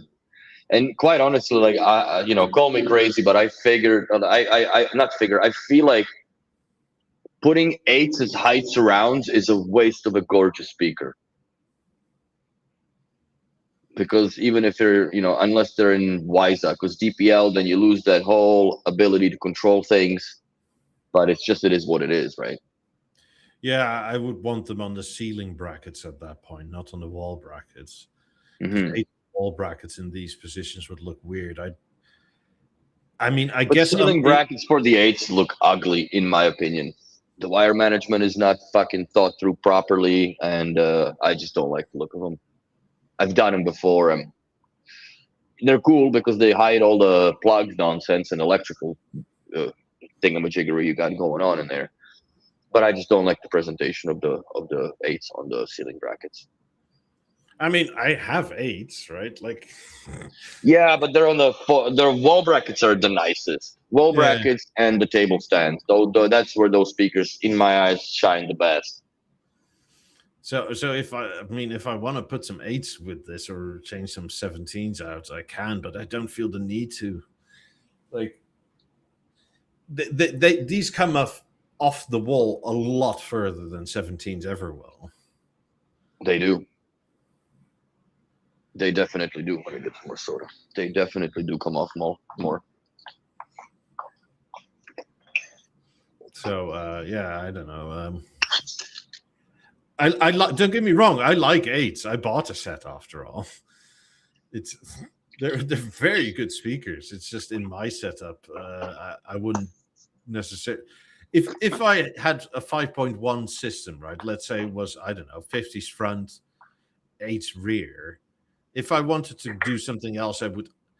If Sandeep, right? Like you shouldn't have sold your 17s. You should have just put them in on the height of in your living room, or bought another set of 8s and put those for the height.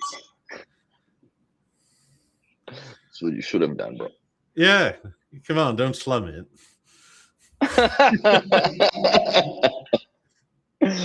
Oh, savagery.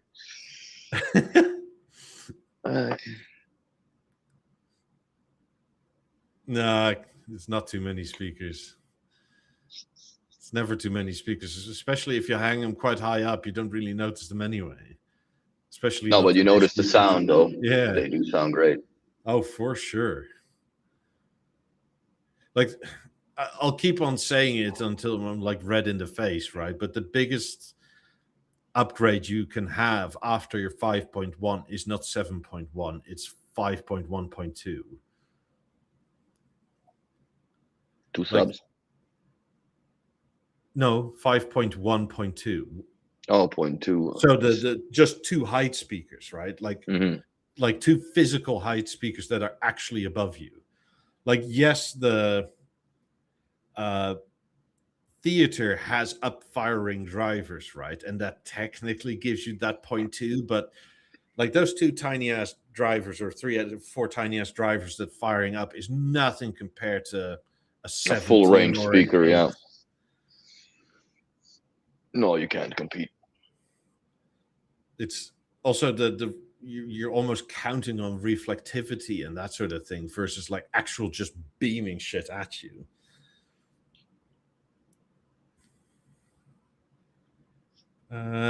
Yeah, I really don't have an upgrade path anymore. Like, where would I be going? I other than 90s, right? But my only upgrade path is to do once BNO realizes that they should listen and finally do it and update the software on the BeoConnect core to be a DPL receiver. I am putting the shape up as the rear channels. Yeah. Busted says, when you didn't have 18s, did you have a sense of sound jumping in the middle when panning from front, side, surround, back, surround? No. Not really. No, it sounds great in there. Like, we watched the movie, we spent a little bit of time on the 50s and 17s and all the other speaker presets. It sounds great. Also, both sets are like tuned for here, right? Like literally the wide mode is this chair, this position, and this position. Like on all of these speakers. So you don't really have that. And pretty much with 50s, depending on what you're listening to, you almost already can't tell whether the center is on or off. No, with even here, man, like I was listening to music the other day and I'm just like, you know, you always like to take my phone to just confirm that I am in stereo, not surround, because the center channel sounds like it's on, but it's not. I, for some reason, find now, I don't know what happened, that maybe because I turned my chair the other way now, and like I find that there's really no bass in a narrow mode versus wide. So I might have to retune. I've been talking about this for a while. I just dread to do it. Fuck, I wouldn't, you know, having as much speakers as you do, that's a son of a bitch of a task. Yeah, I was talking to a friend of it about that yesterday, and he also has quite a bit of speakers, and it's like he also got this, something wasn't working right, and he just got this suggestion of just reset it. And he's like, what do you mean just? What do you mean just? Like, fuck you, just. It's not a standalone system, bro. Like, this is gonna take me 4 or 5 hours. Like, what the hell? That's one thing I wish that you could actually export those settings somewhere for saving it, I guess, at least your speaker presets and tuning presets. I don't know if that makes sense, but to me it does. Yeah, I mean, we've been wanting this from the start, quite honestly. Like, why can't we have that? Why do I need to retune everything, even if nothing moves, even if I just want to reset this bit, right? Yes. Yeah, you have to do the whole entire exercise all over again, which is yeah, you won't regret the walnut, Sandeep. I think walnut looks the sleekest on the theater out of all the grills. I'm not a fan of these funky orange and pink colors that there's in Atelier. I am really toying with the idea of ordering an Atelier Halo, but I'm on the fence. Should I get it? I want to get it in polished aluminum like this, the ring, Yeah. for the bedroom with the walnut cover to kind of match, the whole theme with the Beo time and shit in there. Yes. But I don't know if they would make. They have to make a polished one. Fuck, it's Atelier. Probably like another $300-400 more to get it. But I don't think I'm gonna pull the trigger on it sometimes within the next close future. Guess before I go to Bahamas. Yeah, it's gonna take a while before it gets delivered or is done anyway. Mm-hmm. Like, that definitely isn't a few weeks. It's more like 2 to 3 months if they're fast. So and I'm So, wondering, yeah, do I order it now or do I order it once I cross the border? Because I don't want to be waiting for it to come to Montreal and then have it sent to Florida. Yeah, order it now. If you want, if you're sure you want it, you might as well, right? It's not going to get any cheaper. No, it won't. Yeah. But I just don't want it to be that, I happen to move out and the Halo's still not here. You know what I mean? Well, unless you then I'd have to get it mailed. But when whatever. you're going to get your visa, there's no point in guessing that. I don't. But yeah, I might pull a trigger on it. I'll talk to Kareem and see what the cost would be on a Atelier Halo. Yeah. Because they do all the other colors like they are on the CES, right? They had that whole ring of halos of different, like the rainbow kind of effect of it. So I don't think there would be a rocket science to get me a polished ring aluminum with walnut. Busted? Do it. Add surround heights. Anything above, it doesn't even have to be like perfect Dolby, right? If you have a B&O TV, you can compensate so much for being out of perfect. But having something above you is so much better than just working reflections and that sort of thing. And the like even on the Harmony that didn't even have Atmos, right? It made a huge improvement. Did you have surround heights on the Harmony back in the day? I don't remember anymore. 17s on the ceiling. Word. Like 50s, 18s, 17s. And then I added 3s. And then I was like, and then I bought 28s and the 18s came forward. And then I was like, 28s. So I bought Salt the 17s, bought more. Salt the 28s, bought more 17s and a 19, which is like still here. And then I bought more 17s. I remember when you went through the 17s episode. And then I came here and I bought more 50s. I don't know. I find it bugging me, this whole thing hanging off my neck. So cool gimmick, but very nice case, I have to say. That's definitely for traveling. I don't think it's meant to be hanging off your neck. It's more or less like you're hanging off of something somewhere and forget it. Like an umbrella. Yeah, at one point I had 50s front, 17s high, right? 18s surround, regular surround, and then 17s behind me with a 19 in the middle. And part of why I preferred it is the sound profile of 17s is much closer to 50s than the 28s were. Yes, I do agree with that. And that's I actually preferred the 17s with 19 more behind me than I did with the 28s. And it wasn't necessarily that one is better, it's just a preference, right? Also, I mean, the other preference is it's a much smaller package in total. Mm-hmm. And I mean, you don't have like base limitations on the 19 as you do kind of on 28, but it's like it's such nitpicking. But the main thing was like 50s and 18s sound kind of similar. 50s and 17s sound kind of similar. Not as perfect as 18s, but like you can't put 18s everywhere, right? Like I can't put 18s on the ceiling. Well, I guess you can, but it's going to be weird. Mm-hmm. Well, there's David putting more butter on my sandwich. Call this. I got 2 halos in pearl blasted anthracite with oak front. Looks amazing. Cost about 865 GBP. So Sweet. above normal 700. Fucking A. So yeah, I'm gonna inquire about that this week when I have time and get one of those. Busted says also with 9's front, yes, just hang.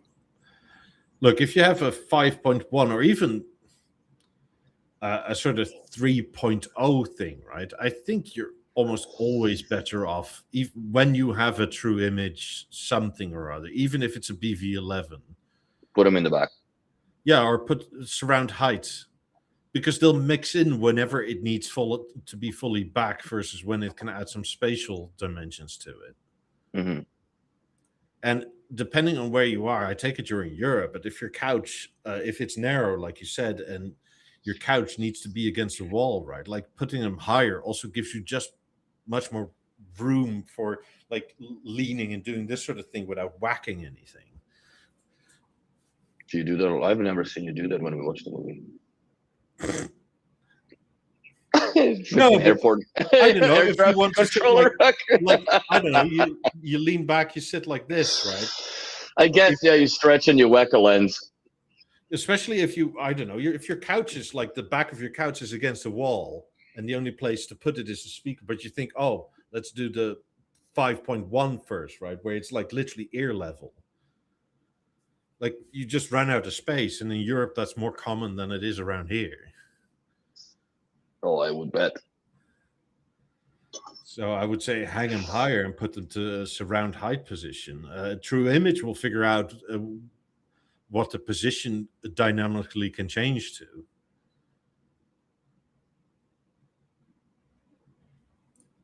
Yeah, True Image is a magical engine, I have to say. Even in the bedroom that I have it with the old Avant, right? Like putting 4s in the back on the receivers, game changer, bro. Game changer. Also, the 19 helps a lot too. Don't get me wrong. Yeah, that carries all the bass in that room. Oh yeah, buddy. So, but yeah, it's True Image is the way to go. I still struggle sometimes with the theater in the 90s to get that perfect sound, like, but I just don't spend enough time on tweaking the stereo because I find Metallica, like Turn the Page, sounds fucking weird on my system, bro.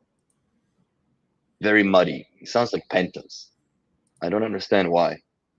Even if you put them in direct? Yeah.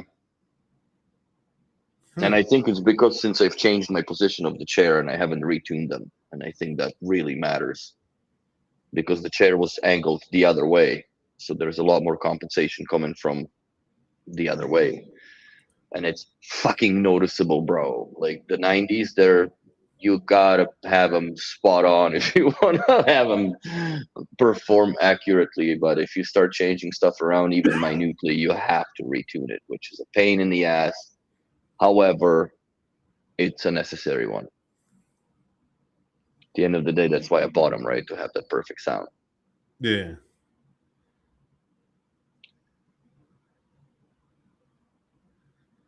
But yeah, we've been through a few iterations of our living rooms in our days. I would have to say, not I didn't do as many as Mikey did in past 8 years because I've lived in Calgary for 6 years in the apartment. Then this little studio that I was there with, it literally was just the 18s with a theater, and that was more than enough. And then lab 18, lab 11 that I had to go the silver rack behind the couch, which helped quite a bit. And then this is apartment 2.0, I guess I would call it. And yeah, they all sound different. And I also think that my biggest problem is that when I listen to music, I tend to fucking put the curtains up and I tune them with the curtains down, so the reflectivity is much brighter. And that does have an effect. Also, in the last 10 years, I think well, maybe it's 12 years, but I moved like 4 or 5 times. Yes, you have. And I hate moving, right? It's just circumstances dictated that. Mm-hmm. But oh, trust me, moving is not fun, especially even for me with all this Lego and shit that I got going on to pack up, and these are the worst. There's essentially 3 major problem boxes that I have when I move. yeah, The speakers and the fucking Eames chair, because it doesn't fit through the door, so it has to be packed outside of the apartment. yeah. I mean, in terms of B&O, why I've changed so much is that at some point I decided this is such a hobby. I essentially want to own everything at least once. Right? This is partially why I have a 19, because I had no need for it. Not really. But like I like I'm the same way. I have that disease, and I've the only things I've been around enough that I could say that I would know how they perform in ownership, which would be the stage and the harmony, right? Because those are the 2 things that I've never really committed to, because I just kind of missed that whole entire era because of the moving, and I didn't want to commit to a harmony and then lugging around a fucking 75-kilo sound center somewhere in a freaking little studio apartment would be kind of obnoxious. Yeah. But the next best thing was the theater, which logically, by far, is the best product in the last decade, if you exclude the 90s and 50s from it. But when it comes to utility and overall best of the best performance, I think theater is the best product that they had come up with in a very, very long time. And it's been out there for 3 years. It's still Premiere. It's okay. It's a very good replacement for the stage, I have to say. But it's looked at it from a little different capability perspective than the stage was, because stage was an all-inclusive one package solution, where with the Premiere you can still expand up to 2 pairs of Lab 8s or 28s or BeoSound 2s or whatever, which gives you an excellent system, which gives you unbelievable system. I mean, I have 8s, right? Mainly because I have this weird Beo disease. But I more or less wanted to own every single product from the technical standpoint, right? To know how it operates, how it works, how it, what are the quirks, fixing it per se, how difficult it is, if even possible. The only thing I've never taken apart in my life is a BeoTime clock, the alarm clock, the flute, because that apparently is, you might as well just swallow a couple shells of a shotgun if you're doing it, because it's just an impossible thing to get into. Yeah, the wires and it pinching and the little PCB board in there. Yeah, but I mean, I still have it. I had a 9000 for a while, right? And part of it wasn't because I had so many CDs. It's just like I want to have this for a while. I've had clients that bought it, paid stupid money for it, and hung it on the wall without even plugging it in. It's just an ornament. That was their, like some people have a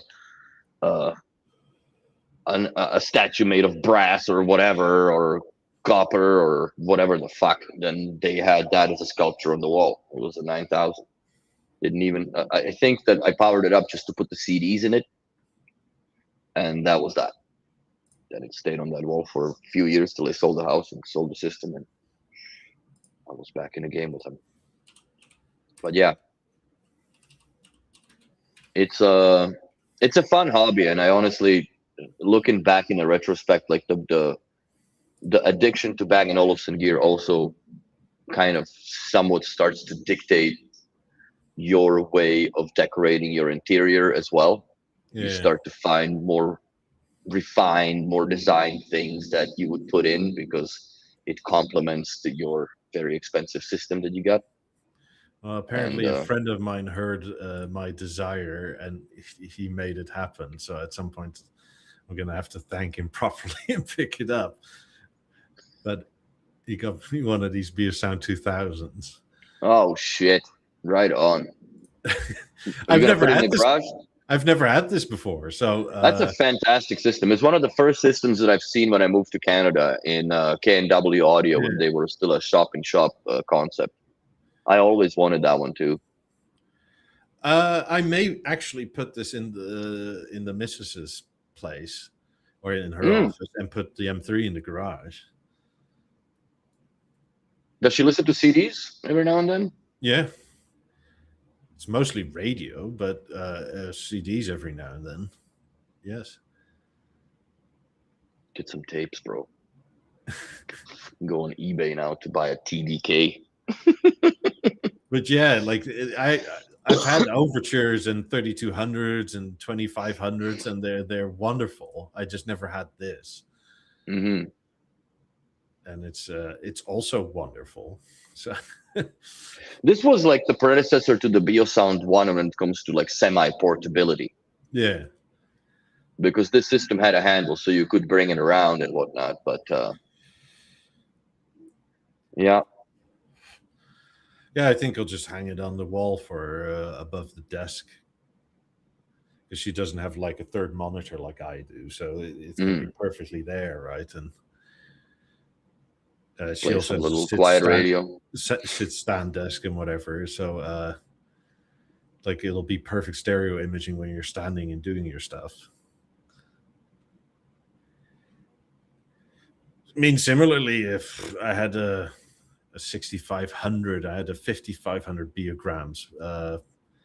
I still at some point have to buy, I guess, a 4000 or a 6000 series Beogram. That's one thing that, and I've said it for years on the podcast, I've never really gotten into the vinyl. Like I gave it a decent shot with the Biosystem 5500, and I had with the Pentas, and I had an MMC2 needle, believe it or not. It sounded fucking great. Like it sounded great. I understand. But I just the BeoSound 5 when it first came out, it kind of completely replaced that entire necessity for even the 9000 at the time that I had, right? Because everything was amalgamated into this beautiful screen, and it worked. The Mods was a little bit of a weird way of doing the genre selection, because you listen to Bach and all of a sudden Manson comes in, but like what the fuck? But then you listen to it and it kind of makes sense in a tonality of dynamics and whatnot, because that's how that algorithm worked back in the day, right? It basically created 3D shape of what the track would look like and compare those shapes based on their similarities, and that's how it genreified your entire library. But it definitely had some wild cards. But there's some songs that when you would pick on the BeoSound 5, it would build like an absolute killer playlist, and those songs you would have to save then in preset number 1s or 2s, and then when the mods take over, it was always it was great. Yeah, that's it's a great system I haven't had. I always wanted it, but when I started to want it, it was already so old that it's sort of like this is almost a security risk, right? Because it's running on Windows NT or something like that. Windows 98, bro. Yeah.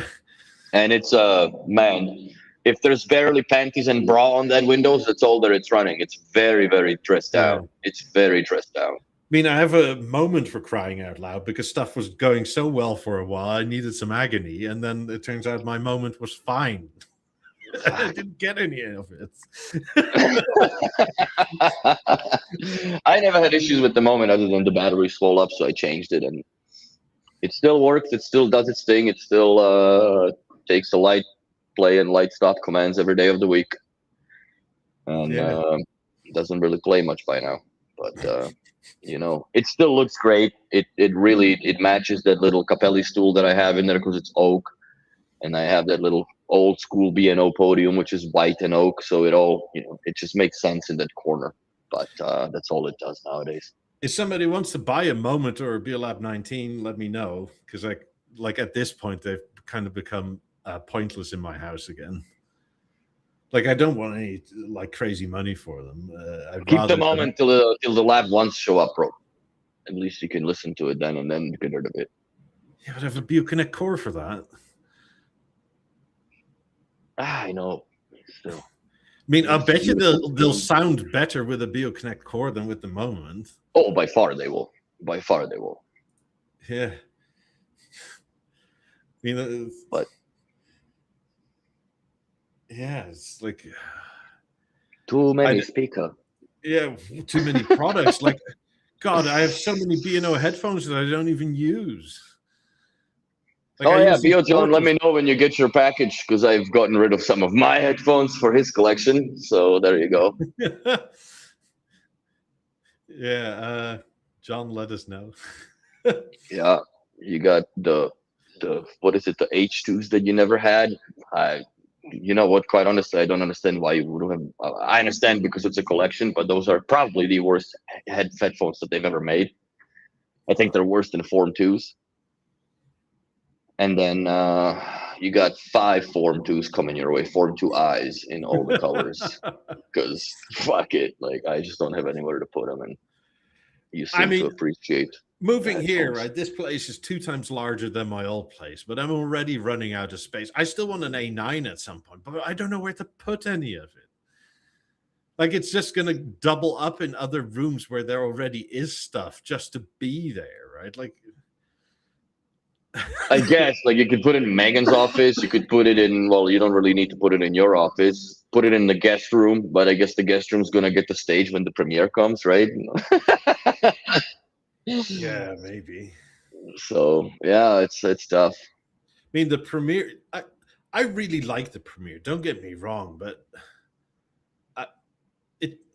I don't know if I actually like it's to the point of like where the need is overriding the desire, because I don't want to get rid of my stage either. Mm. And if she then has a BeoSound 2000 in her office, right, does she also need a stage there? Right. And there's already an M3 in the guest room, and if I still want an A9, do they both need to be in? No. Okay, so what are we doing at this point, right? Like, yeah, doubles and shit. You're gonna end up like me. Well, you already are like me. You have a 19 that's not connected. I have a BeoLab 11 here that just looks cool, doesn't do shit, just collects dust.